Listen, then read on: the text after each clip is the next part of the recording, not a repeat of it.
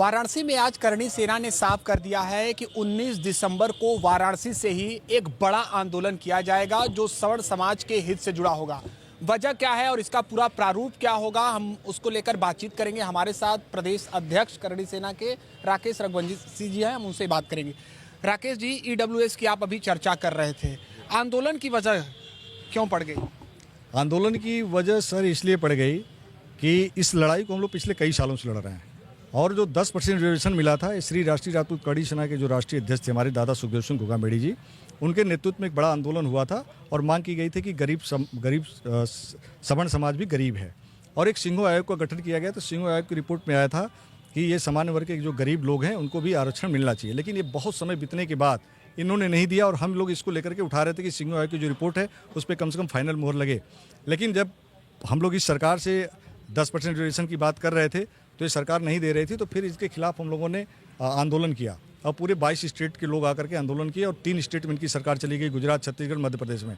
जब ये चली गई तो सरकार को लगा कि नहीं, अब ये लोग आंदोलन कर रहे हैं, इनकी वजह से गया, तो इन्होंने मोदी जी ने 12 जनवरी 2019 को हमको 10% रिजर्वेशन दिया। लेकिन इस रिजर्वेशन में उन्होंने शर्तें लगा दी। अब मंडल कमीशन में जो 27% रिजर्वेशन मिला, बीपी सिंह ने दिया, उसमें कोई शर्त नहीं। SC/ST समाज को जो भाइयों को मिलता है उसमें कोई शर्त नहीं। लेकिन जो सवर्णों को दिया इन्होंने लिख दिया कि 5 एकड़ जमीन आपके पास है तो आप ईडब्ल्यूएस की श्रेणी में नहीं आएंगे, 1000 फीट में मकान है तो ईडब्ल्यूएस की श्रेणी में नहीं आएंगे, अगर आपके पूरे परिवार का इनकम 8 लाख रुपए से आप ईडब्ल्यूएस की श्रेणी में नहीं आएंगे, और ये रिलैक्सेशन अन्य वर्ग को दे रहे हैं, इन सवर्ण समाज के बच्चों को नहीं दे रहे हैं। तो इन विसंगतियों को दूर करने के लिए कि प्रधानमंत्री जी से और योगी जी से रिक्वेस्ट करने के लिए हम लोग लगातार पत्र लिखे, मिलने की कोशिश की, नहीं हुआ।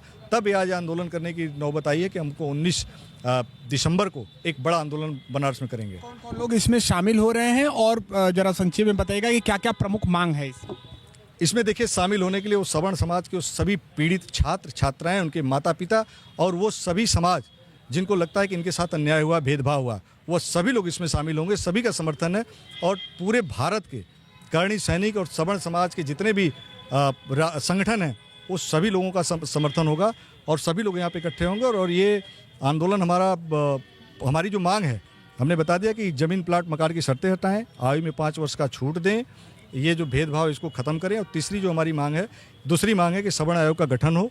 तीसरा जो है, निकाय के चुनाव में भी हमें रिजर्वेशन सरकार दे, ये हमारी मांग है। 10% से कुछ बढ़ाने का भी क्या आप जिक्र कर रहे हैं? हाँ, हम ये कह रहे थे कि 10% से बढ़ा करके इसको 15% सरकार करे। एक अंतिम सवाल कि केंद्र में और प्रदेश में भारतीय जनता पार्टी की सरकार है, वो तो कहते हैं सर्व समाज की बात करते हैं, और खासतौर पर प्रदेश की बात कर लें तो यहाँ पर सवर्ण समाज से ही सीएम योगी जी आते हैं। आपको नहीं लगता कि प्रदेश में जिस प्रकार से जिक्र होता है, पीठ थपथपाते हैं लोग कि हम इस सवर्ण समाज से हैं, या खुद कह लीजिए कि जाति विशेष से हैं, कोई सुध लेने वाला नहीं है सवर्णों का? देखिए, योगी जी, मैं इनको संत जानता हूँ। अब वो देश के मुख्यमंत्री हैं, पॉलिटिक्स में आ गए हैं, तो बहुत अच्छे काम भी कर रहे हैं। वो यशस्वी मुख्यमंत्री हैं, मैं उनका सम्मान करता हूँ। और एक संत की कोई जात नहीं होती, और मीडिया के भाइयों ने उनकी जात बताई कि ये ठाकुर हैं, हम लोगों को भी बाद में ही पता चला। तो देखिए, वो जो काम कर रहे हैं, आपको दिख रहा होगा कि कितने सवर्णों के लिए काम करे। अगर पूरे, अब समझ लीजिए कि इन्हीं की सरकार राजस्थान में है, वहाँ जब विसंगतियाँ दूर हो सकती हैं, गोवा में हो सकती है, गुजरात में हो सकती है, तमिलनाडु में, उड़ीसा में हो सकती है, हर जगह जहाँ बीजेपी की मैक्सिमम सरकार है, ये 5 शर्तें सरकार हटा दे रही है। लेकिन योगी जी अगर सवर्णों के होते या सवर्णों के बारे में, बच्चों के बारे में सोचते, तो आज ये विसंगतियाँ जिसकी हम लड़ाई लड़ रहे हैं 3 सालों से, ये हमें बनारस आने की क्या जरूरत है? हम 3 साल से हमें धक्के खाने की जरूरत नहीं सोचा, बिल्कुल भी आज भी प्रदेश सरकार नहीं सोच रही। और प्रदेश सरकार के पास पावर है, केंद्र ने जो लागू किया उसने राज्य सरकार को पावर दिया कि आप चाहो तो सारी शर्तें हटा सकते हो, तो अदर 12-13 स्टेट ने हटा दिया। योगी जी नहीं हटा रहे हैं, तो योगी जी हटा दे तब भी समस्या का समाधान हो जाएगा। लेकिन अगर केंद्र के जो बच्चे, जो सेंट्रल गवर्नमेंट, जो यूपीएससी की तैयारी करते हैं, उन बच्चों का क्या? उसके लिए तो मोदी जी जरूरी है। तो मोदी जी अगर एक जगह से हटा दे तो पूरे देश से समस्या का समाधान हो जाएगा। उन लोगों को कुछ आप कहना चाहेंगे जो बहुत सवर्णों के नेता बनते हैं और दावा करते हैं कि नहीं, हम इनका हित हमारे लिए प्राथमिकता रहता है, उनको कुछ कहना चाहेंगे आगामी चुनाव? जो सवर्ण समाज के नेता हैं, जो सवर्णों के हितकर बनते हैं, मैं उन सभी से कहना चाहता हूं कि 19 दिसंबर को हम ये गरीब सवर्ण समाज के बच्चों के अधिकार की लड़ाई लड़ने जा रहे हैं। आप अगर सवर्णों के नेता हो तो आप हमारे इस आंदोलन में शामिल हो और ताकत दो, एकता दिखाओ, ताकि देश के प्रधानमंत्री जी को और समझ में आए कि जो ये लोग मांग कर रहे हैं वो सच की मांग है।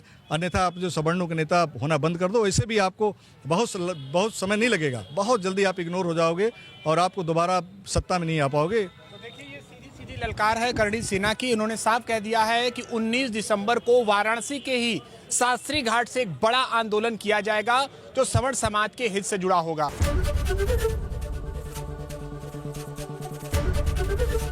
एबीपी गंगा, खबर आपकी, जुबान आपकी।